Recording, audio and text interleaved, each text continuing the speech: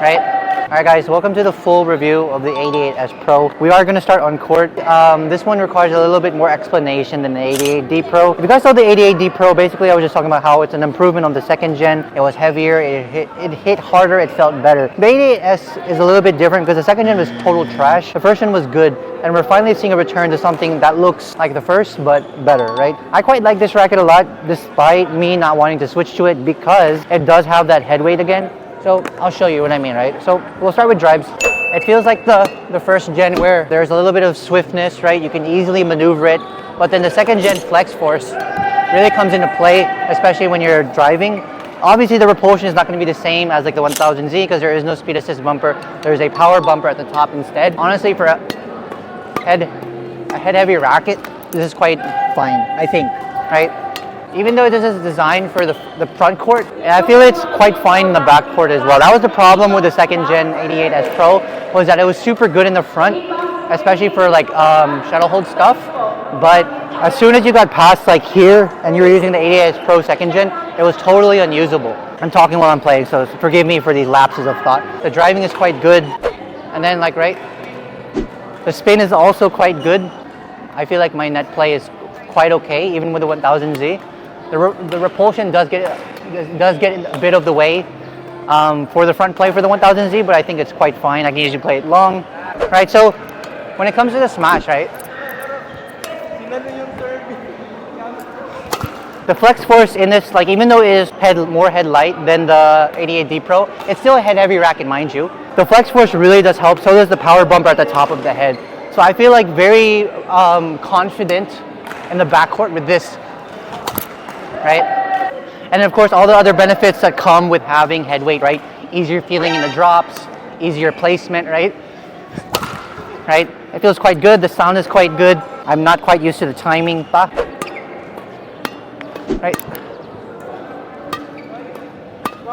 So overall in general, I feel like it's a massive improvement from the second gen. It's a lot more versatile while still maintaining that front court specialization. Alright, so we are in my condo now. So let's get into it. So first of all, right, this is a huge improvement from the second generation and finally a return to something similar to the first generation. For some of you guys that don't know, the original 88S was my first racket. So this feels a lot like the first racket with a little bit more specialization, right? So it doesn't have as much shuttle hold as the second gen, which is a good thing, right? This means it's actually quite usable in the back. So if the opponent just lifts to you, you're not just stuck playing horrible smashes. You can actually win points with this in the back because of the bumper at the top. The wider frame and just the bigger sweet spot really does help with off-center shots, with the front courtness. There is still enough shuttle hold where spins are good and placement is also quite good. Good thing. And the reason for this is because they did return to the normal 76 volt grommet system, thank God. So the string bed feels normal, and then the power assist bumper on the top really just helps you, again, from the mid-court and from the back-court. It helps you be more useful when you're not in the front. Similar to the 88D Pro review, the second-gen flex force is very helpful here. It helps a lot with the backcourt smash. I don't really feel it as much in the drives or in the front-court kills. The power assist bumper definitely helps with that. The S, this time around, this third-gen, is very capable in the back, as is. People are just going to ignore that and just gravitate towards the 88D,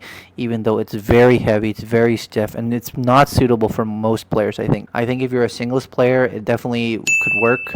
Unfortunately, I think not many people are going to buy this racket, which sucks because it's really good. It's such an improvement from the second gen, but maybe so many people were turned off from the second gen that they don't want to bother trying the third, which is a shame, truly. So the real question, or another question I'm probably going to get is, am I going to switch? And the answer is no. I'm just so used to the repulsion of the 1000Z. I'm used to the versatility of it. It's just so good. The only thing that this racket reminded me that I missed was shuttle hold, which wasn't even all the time. When I was playing spinning net shots, for sure I was playing them more consistently and better on this, just because there is a little bit more shuttle holds, right? The repulsion on the 1000Z gets in the way of nets for sure, but you can train it out. But the nets were just more consistent, they were just more accurate, there's more confidence in them, right? But that's not a trade-off I'm willing to make, because that's a very situational thing for me anyways. So to recap, very good improvement from the second gen to the third gen. The second gen NMAD Flex Force technology in the shaft is amazing, and I hope to see it in more ASRock's rackets soon. It's going to be outshadowed by the 88D. I mean, it already is. The 88D Pro that I had sold out instantly, and I'm still holding on to this, right? No one wants the S. It's sad.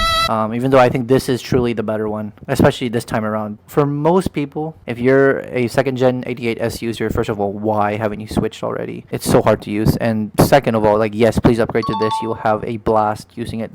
Anyways, that's it. Again, the 88S is still looking for a new owner, someone to adopt it. So please DM me if you're interested in buying it. Yeah, that's really all. See you in the next video.